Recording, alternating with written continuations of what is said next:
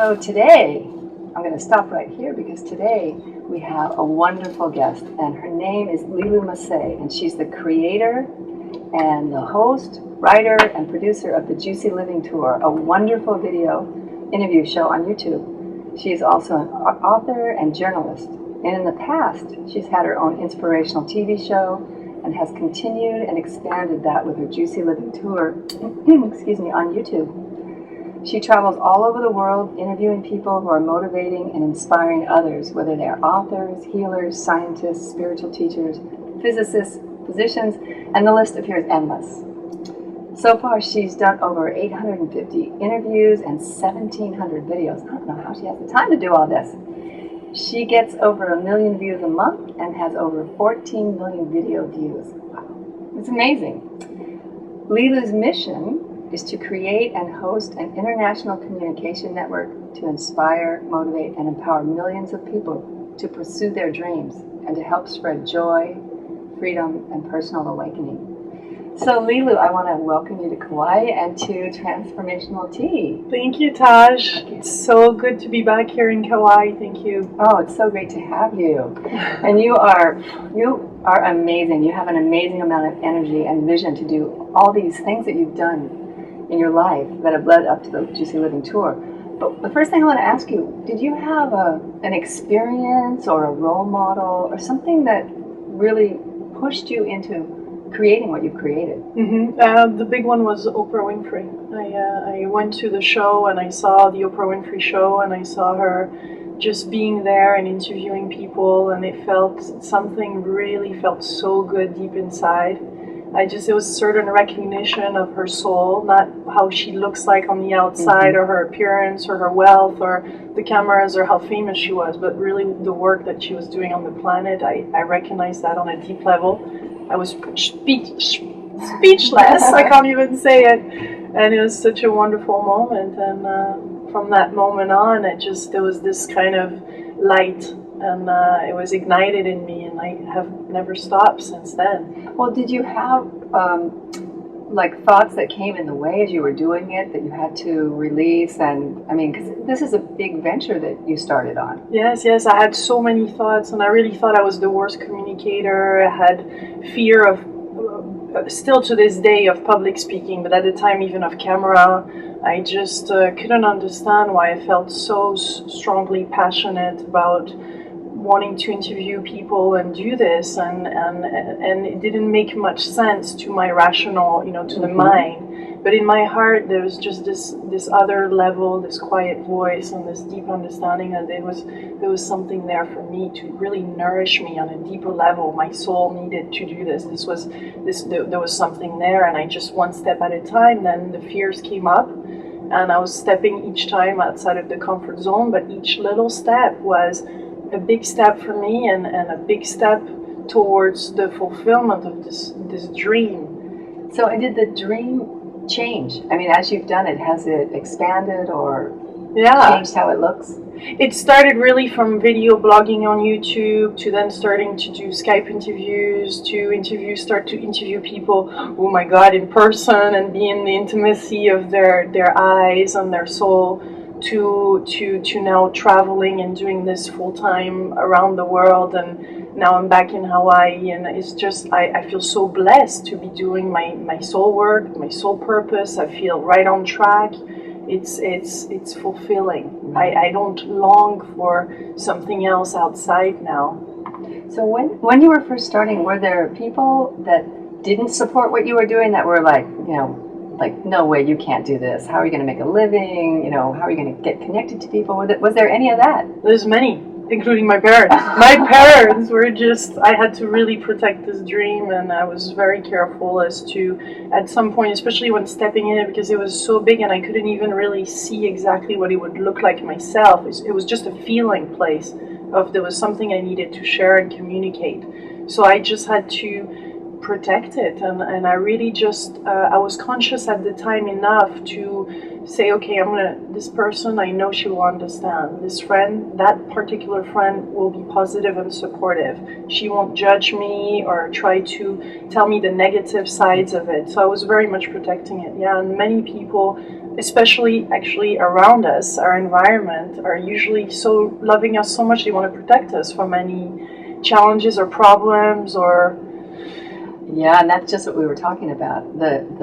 We weren't talking about the people around us, but they're the same way because they have the same fears that we do. Everyone's living in this consciousness of we want it. We know what it's like. We don't want you to go through it. We don't want you to feel pain. And children, get that from their parents all the time, and they don't know it because they don't know that out in the world there's this pain that they shouldn't feel until their parents tell them. Yeah, that's why it's very important, I feel, to have those conversations with our parents and complete our relationship with our parents so we can be a full human being and even cut those cords, those emotional cords, those stories in the past that could have harmed us, or that we can, even if the parent is gone, there's ways now to forgive. And with the Ho'oponopono, there's so many techniques to let go of the past, and there's some really powerful healers on the planet, and we have to find the one that corresponds exactly, that resonates in our heart, and then do the work. And the work is to be done now at this time, and it's easy we can do it really quickly now. If we put our heart in it, and if we're really in integrity with it and aligned, then we can really heal fast. But we have to want it, because with big healing means big purpose, means fully being out there and open and vulnerable and authentic. So there's a lot that comes with it. So how would you say that you evolved also as a person? Because each step of your journey, you were in one place, and as you did these things and felt more and more comfortable, you added more to yourself and to what you were doing. So if you could talk about maybe an incident or an experience that was pivotal in your getting catapulted on any moment of your journey of this, what would you say was inspiring besides the beginning one with Oprah? The losing my job. I moved from the US to England to accept a position because at the time I was doing videos on YouTube, and I had already done some interviews, and there was a couple of millions, and I thought there's definitely something there, but I still have to pay the bills and have a regular job. So I accepted this position of director of marketing in London. And 7 months into this, I lost my job. I was fired. I was made redundant, or however you want to call it. But basically, I was out the door. And my ego was really, it was a big hard moment, and I had to do a lot of cleanup from that moment. So losing my job was a big opportunity to step in my purpose, because I wouldn't have had the guts otherwise. I wanted to make sure I would be doing it right, but frankly the marketing was not anymore something that was suitable for me, and I knew it, but I hadn't catch up to it. It's kind of like life brings us to this path, and then all of a sudden we wake up, we're like, this is just not it. And so I became grateful. That's why my book is called I Lost My Job and I Liked It, because I turned out to actually love the fact that I was free again. And then from there on, then my second book was I Had No Money and I Liked It, because I found myself with no more money at all, having to go back to my parents, really going through this whole phase of kind of humiliating, but I had to really clear up and detox and just really, okay, who am I if I'm not my job, my car, my this and that. Right, and that's big. So at what point did you write the book while you were in it? Did you write the books after? At what point did you feel enough to be stepping away from it enough to be able to see it from that perspective, to write about it? I was already in the process of doing video blogs on YouTube, because I was participating in something that I had created called the 100-Day Reality Challenge. So I was blogging about my life, and I already had seen the difference it makes once we speak out, when we dare to come out, when we dare even of speaking of our shadow side, and how much it frees us. So I immediately took my iPhone when this happens, from the moment I got fired, and I started recording. I thought it would be an interesting thing to record, to see, okay, which practice am I going to use? How am I going to change that energy, those fears that are going to come in? And so as I was recording, I was already kind of being with everybody that would read the book or hear it. And so that gave me the extra support and energy and the listening. And so it was kind of an ongoing process. The 30 days, it's the recording basically of the 30 days after losing my job and stepping in my dream job. So you were doing a reality show before reality shows of your own, except recording it instead of videoing it. That's pretty amazing. So the process of writing the book, how was that for you? Was it a cathartic experience as well? No, everything really was, and I'm not saying I still have a lot of work ethics, and there's no limit for me in time. I would have a more tendency towards work alcoholism than anything else. So I do love and enjoy it so much. It's not even work, but I spend hours and hours. But for the book, what was surprising is that I've thought of it before of writing a book, because I really enjoy reading. And it didn't came on paper, so for me to talk about, to speak it, and to use the dictaphone or the iPhone and to record it by voice, then have somebody type that, and then work on that from that point was just a huge relief, and exactly my own expression. This is how it had to come out. Right. That's great. So then it wasn't really a daunting thing. Within a month or two, it was done. The second book was a longer process, but it's done the same way. I have recorded the full process of a year of really wanting to become a bestseller, with the ego very much there, to I have no more money, then to my heart reopening for the first time of my life, to really see what it means to live in abundance every day, and to see it everywhere, and to recognize it in everything. And so my life has tremendously changed since 2009, 2010, and now I'm not living in this paradigm of fear of money, or I am the money on my account, and none of that. And that's what I really want to bring to people. My book is coming out in France soon, so the same book? The same book is coming out only now in France, and we're just finishing up the cover and the inside, and it's so excited for me to bring it to my home country. Yeah. Is so thrilling to have this conversation of no money and abundance. Oh my goodness. Yeah. So did you write your book in English? The first one is in English. Okay. They're both in English, and then they're translated in French. Okay, so just even that concept, though, from a French person to writing it in English, because there is such a different concepts from French to English, even though we think it's directly translating, it's not. It's not, and I find English very much a language for the heart, and it's easy. There's so many words that they don't exist in France, or I just needed that permission in another language to express some things that were there, and it was harder in my native language. But now, with the years, I'm starting to really come out in French too, and do a lot of videos and interviews in French, and I just know who I am now, and I have self-confidence and love, and so I can just step out fully, even in the rockiness and of the cultural intellect type of French culture, and I can just stand there, and this is who I am. And this is wonderful feeling. So free. It's so interesting how hard it seems at times to be in your homeland, even your home city, to do what you do in your home city and not feel the barrage of pressure or judgment, and that it's easier to go out into the world to do what you do, and then eventually you come back home and everything's changed. Mm-hmm. Yeah, that's very powerful. So if people want to get to your book, now I know they can go to www.liloumace.com, that's LILOUMACE, to find out about what's going on with you, what your calendar is. They can go there also to find your book if they want to purchase it. Yeah. The tour and the travels and the latest interviews are really on the juicylivingtour.com. Mm-hmm.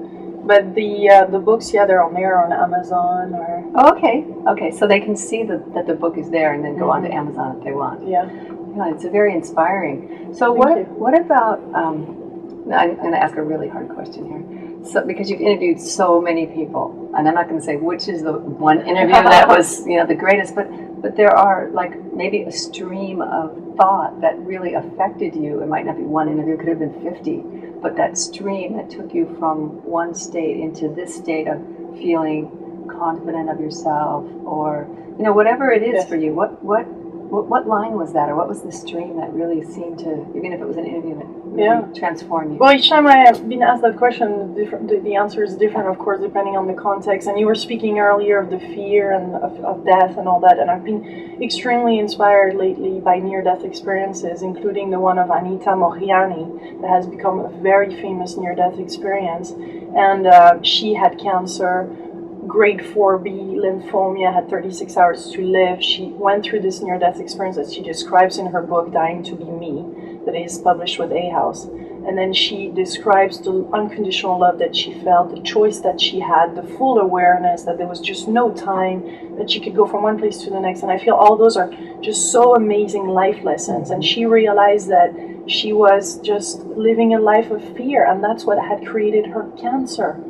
Her cancer was because of her fear of cancer, of not eating right, of living with those thoughts, of continuously battling. And then she went through it, and she was able to liberate herself from that during this near-death experience that lasted. She was in coma, and it lasted for, I don't know, hours. And then she came back, and within 4 days she was totally healed. And she had like tumors of the size of limes, 21 in her full body. She was suffering so much. I mean, this is a big case. And Dr. Wayne Dyer, after interviewing him in Maui last year, he introduced me to Anita. And I finally met Anita after all those amazing Skype interviews that we had in person 2 weeks ago in Glasgow, in Scotland. And it was just so delicious to see her. And she has such a powerful message. I know a lot of people on the island have read already the story, and the YouTubes are going around, because I feel near-death experience are our doorway, even though if we don't live a near-death experience, by listening or reading to one, we're affected by that vibration. We feel it. There's something that shifts in us.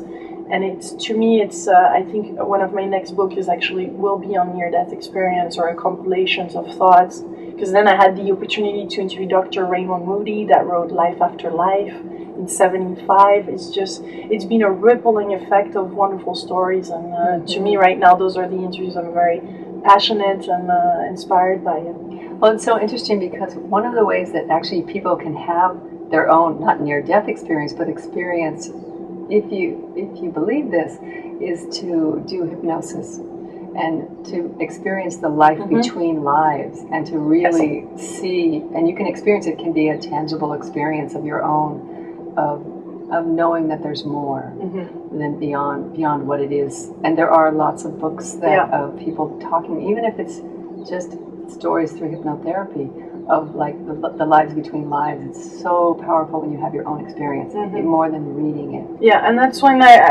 I want to put not a warning, but I really do some of those videos right now to really say to people, just please really feel inside your heart who you're going to do this with. Do that with a person that you trust, that feels right. Like, to me, you're a wonderful healer. You're somebody I would trust, I would do hypnosis with, I would do this work with. It's very important to not just do that from fear-based, and not because that person just showed up in our life.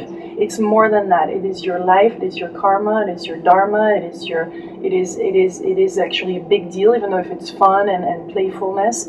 So choose who you're gonna put and I really put some warnings now, because I see that this is important, and we're the gurus is inside, it's not outside. So just listen to this voice and move forward. Yeah, that's really important, because it's all about feeling connected. And trust. Well, and that's the whole thing. Everything in life is about trust. Trusting that inner voice. Trusting, what you're really feeling, not someone that's telling you this is the right thing. Like there's no teacher out there that can tell you something that you can't tell yourself. It's really important to listen to our hearts and that voice. Trust, and just move forward if it feels just right. And even though if it can be scary because of it's a new experience, or it's going to be something different and we don't know what it's going to look like, that's something else. But I'm talking of the fear of just the pressure that can happen sometimes, or the just do it now, or if there's a tiny little bit of fear or doubt, just don't do it. It's not your time yet. You'll know when it's your time. And on that note, we have to take just a moment, and this is KKCR Honolulu, KAQA Kilauea, 90.9 FM Honolulu, 91.9 Islandwide, 92.7 Anahola, and you can also listen to us worldwide at www.kkcr.org. You're listening to KKCR, and this is Transformational Tea, and I'm Taj, and I'm sitting here with Lilou Mace, and we're having a sweet talk about life and the purpose of life. And she really has come into her purpose over the last, how many years has it been? 6 years. Wow, 6 years. So you were here a year ago, and to me, I just seeing you, just looking at you, your energy is different. You feel really grounded and just softer in so many different ways. Anything amazing happened in the last year to you? An amazing man entered my life about a year ago. Wow. Actually, a year ago. And were you wanting that to happen, or was that just like an extra frosting on the cake of what you've been doing? Well, I was on the Juicy Living tour. I had spent 2-3 months in Hawaii meeting amazing people, meeting the Dolphins, which has definitely made a change in my life. That has really softened. That was a big part of the transformation, I think, coming to Hawaii, right, and meeting these beautiful beings. And what's your experience with the Dolphins then?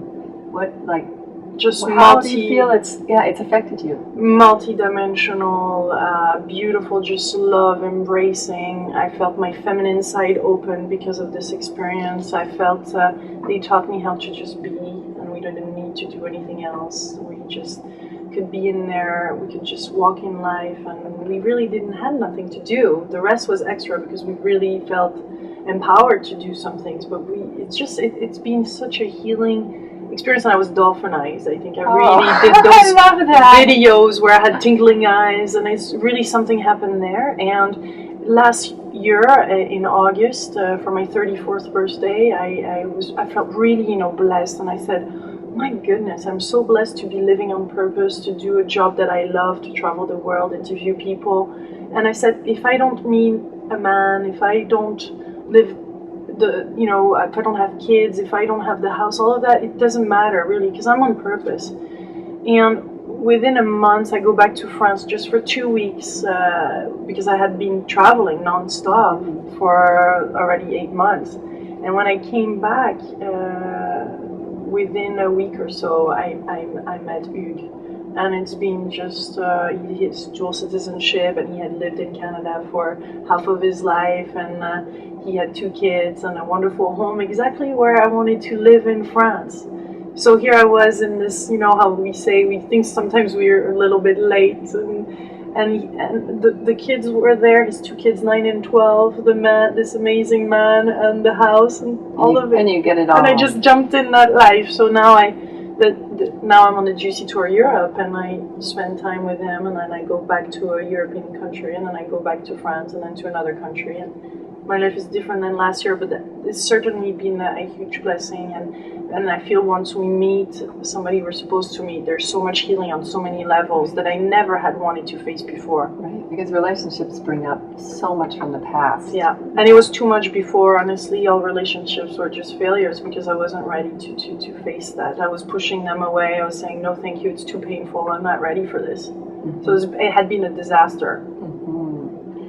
So what we were talking about earlier, what I started the show with, was about the fear of death. And when you move into the present, your life completely changes. And the projects actually don't even matter. An achievement doesn't matter at all, because every day you're just doing what you're doing. And how it's going to look in the end, or who's going to see it in the end, I mean, when you go, and none of that really matters. It's the moment to moment. Can I be loved? Can I be kind? And even if you can't, that you're okay to live alongside that fear, having it, knowing that it's there, and you can be angry or happy and still be in the moment. That's very powerful. Yeah, and Ram Dass, I just came back from Maui and interviewed Ram Dass. It was really an honor to meet him, and I immediately felt his presence. And he's 81 now, he's on a wheelchair, and he says, actually his stroke was grace. And to arrive to this place where you're able to recognize that whatever we go through is grace. Yes. It's it was a big lesson just looking at his eyes, and when he says he could just be there in his heart, and he dropped there in full awareness. It's just whoa. I was getting it through him, and I think as we're present ourselves, this is the gift that we give, as dolphins give. Then we emanate that unlimited and this space and this juiciness that it's nearly palpable. We're talking about that, how palpable it is. It becomes so potent, that love, and it's yummy. Because when you have that love inside of yourself, and the nature, this is the most beautiful thing that you're saying, is that nature is reflecting the way that we are meant to live. So in joy and happiness. And how do you feel when you're with the dolphins? I was swimming with them yesterday. And it was, were you? Yeah, and it was so amazing. And this one came up, I was on my board, and this one came up, and it was like 2 feet from the board, and completely stopped, and then flicked its tail and just zoomed off, and it was so funny. It was like it looked at me and just kind of laughed, and this living in the present. I mean, how could I plan that would happen? How could I plan to feel that way? But in each of those moments when we just are that way, when we just know that every moment is a gift, every moment, every challenge is a gift to take us deeper into who we really are, into staying connected to that divinity that we are, or that higher self that we are, that being that we are, right? And then we're able to give so much more. And then we let go of all that stuff that's about us and do what you're doing, which is assisting people on the planet to come into that place of love. Yeah, and I wish that really for everybody to connect with their heart and just not worry whether we will love in a goofy way anyway, and it's okay, and is really beautiful when we start to give ourselves the chance to love again deeply ourselves and others. But and it's powerful. Love is powerful too. We often say it's not just this lovey feeling and just walking, because love is powerful, and take actions and say no also. And right. Well, it's my heart desire that everybody wakes up to this power of love, and not just being in this spacious woo-woo space. Romantic, really blissful love also, but just like really getting there and being out there and shining out. Right. Well, because love, if you look at it from, when you step back and not look at it from a person-to-person perspective, but as an energy, the energy of love that emanates from each one of us towards another, towards the planet, towards the galaxy, it has nothing to do with romantic love. It's so much bigger and it's so much deeper than that. And that's just sending that support to another without any agenda is so powerful. And gratitude is a step to that, because if we're grateful, if we don't know really what love is, because it can be, for me at least, it was confusing and I was afraid to love, so I didn't know really what that felt like. And gratitude is a step towards that. Definitely. And then we can go deeper and deeper and deeper and deeper and deeper into love, intense love. But it's all love. It's all love. Even forgiveness is a big, huge part. Goodness. That's the biggest. It's key. An access. Yeah. That is, it's like a little portal that opens us into this huge, endless cave of love. Feels good. Yeah. So what do you have coming up that's wonderful? Coming up, I'm heading back to, I'm going to Oahu for the Quantum Medicine Congress. Dr. Emoto will be here in Honolulu in not too long, in a few days. I think it's October 4th to October 7th. So it's sold out, I think, unfortunately. Okay. But it will be there. I think they're broadcasting it, and I'll surely interview most of the speakers there, so we won't miss a bite. Great. And I'll share that on YouTube. But and then I'll go to France on October 8th. And then I'll be going to Marseille and to Toulon, south of France. Ama is going there. Oh, great. And I'll be having an interview with Ama. Really? Yes. And it doesn't happen very often, an interview. Yeah, but it happens that one of the person on her team really loves and enjoys my videos, and she thought it would be a wonderful moment. It will be, yeah. Great. And then there is the rest of Europe and Eastern Europe. I'm very excited to go to Eastern Europe. And I still have to do Italy, Spain. I really enjoyed Scandinavia. It's an ongoing list. It all depends. I just really follow the flow too, and I have some certain dates, but most of all, it's being guided by the different events or the people and the emails and the feedback and how I feel in my heart too. And I just then book the flight and go. Right. So you're in the flow. Yes. So there's no big plans. It's just opening up. There's big plans. Yes. Yeah, there are. It's just opening up and unfolding. Yeah. And so you assisted so many people by having these shows on the air, by interviewing these people that we would not have access to, unless you read their books. And a lot of the people you've interviewed, they have no books. They don't. Maybe they have a website, maybe they don't. So the exposure, what I found is that even the exposure of watching a person can open you up. Mm-hmm. It's so amazing. You don't have to talk to them. You don't have to read their book. Sometimes just being in the field of that person, even through the computer, can be so powerful and unlimited. Mm-hmm. And that's why each time before I start the interview, most of the time I say, and sometimes I don't because I feel that the space is already there. But if it's not, I would really ask my guests to be in the present moment, and that we have a heart-to-heart conversation, and I need to look at their eyes to connect, because if they have glasses, or it's harder, I feel, and connect to their soul and be really present and know that it's beyond the words, it's our energy and what we emanate, and then that heals, yes, the people that watch, and even just doing it. I think so. When you hold the intention that you have held, every step of the way becomes a walking meditation. Yeah. And in that meditation and in that stillness, even though it doesn't feel like stillness, you're allowing other people to go into that same place themselves. Yeah. And that's where healing happens. Yeah. And for me, I'm very much an active person. So my challenge is to just slow down and sometimes not feel guilty for being on Kauai and laying down in the sun, which hasn't happened yet. I've been a week in Hawaii and didn't even take the time, and I to do this more and more and more often, because I know that it's not about the doing and just to the list. And I've been really good at that, at slowing down and at planning more ahead, and at just really then therefore really be there with the people and not just halfway. So it's a learning. Yeah, so you're getting as much as well. You know, you're getting the experience yourself. Yeah. Oh my goodness, it's such a blessing. We live in extraordinary times. I can't believe it. Yeah. And it's accessible to all of us. It's not just for some people, oh, it's great. I mean, I was meeting, and you've interviewed her. It was Jump for Joy. Oh, I know, Iola. She's making it, and I'm so supportive, and she knows, and if you're listening to this, you know how much I support you. Oh my goodness. It was great. I saw her vibe, I saw her energy, and I recognize this it's exactly that. You don't exactly know how it's going to turn out, or how it's going to look like, and how it's going to you're going to make a living from it, or whatever, but it just unfolds. That's right. From the moment you're living it, and you're living it, you're just there to live it. And it happens all around you. I know, it's so great. Yeah, so it's really accessible. It's not just this thing out there for somebody else, but not me. If you feel that it's not for you, then there's just some love and healing work to do, and to embrace that part of you that is scared, and then something else will come up from there. And it's important to, as you said in the beginning, to really bring people into your life to support you, who hold the vision with you, even if they are just saying that they love you.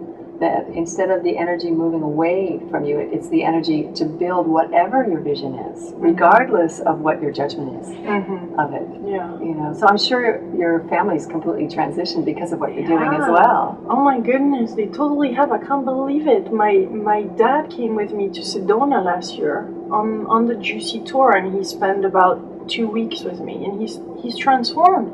I saw him falling in love. I saw him in tears, because he came with me to a Hopi ceremony and to meet with the Hopis. I've interviewed them. We went on the first messa.